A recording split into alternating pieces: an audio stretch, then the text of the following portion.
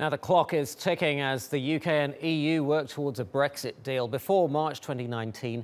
Ahead of the next round of talks on August the 28th, the UK has unified its approach to leaving the EU. It will be publishing so-called position papers in the coming week, outlining exactly what type of deal it wants. After a bitter cabinet infighting, rivals in the UK government got together and issued a joint statement. Chancellor of the Exchequer Philip Hammond and International Trade Secretary Liam Fox said, "We will leave the customs union and be free to negotiate the best trade deals around the world as an independent, open trading nation." But the EU says it will not negotiate with the UK over trade until both parties agree on several contentious issues. They include the multi-billion-dollar Brexit bill, the rights of European immigrants living in the UK and vice versa, and the border between Northern Ireland and the Republic of Ireland. Joining me now from London is economist Vicky Pryce. She's a board member of the Centre of Economics and Business Research. Welcome back to Money Talks, Vicky. Great to have you. Let's talk about the latest round of negotiations that are coming up.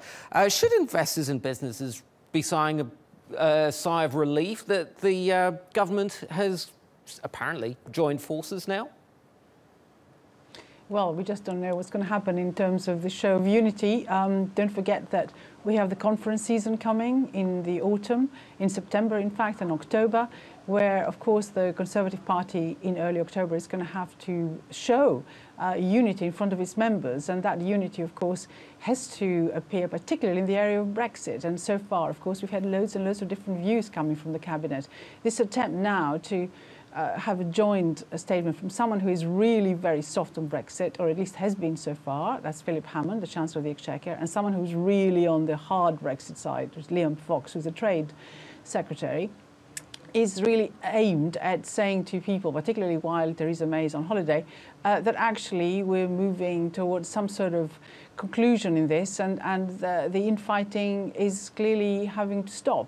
Whether that infighting will continue to reappear or will actually sort of emerge again after the Conservative Party conference is over, nobody knows. But for business, it's not good news at all. I mean, business wants to stay in the single market, wants to stay in the customs union, and they really feel at present that they have not been listened to. Right.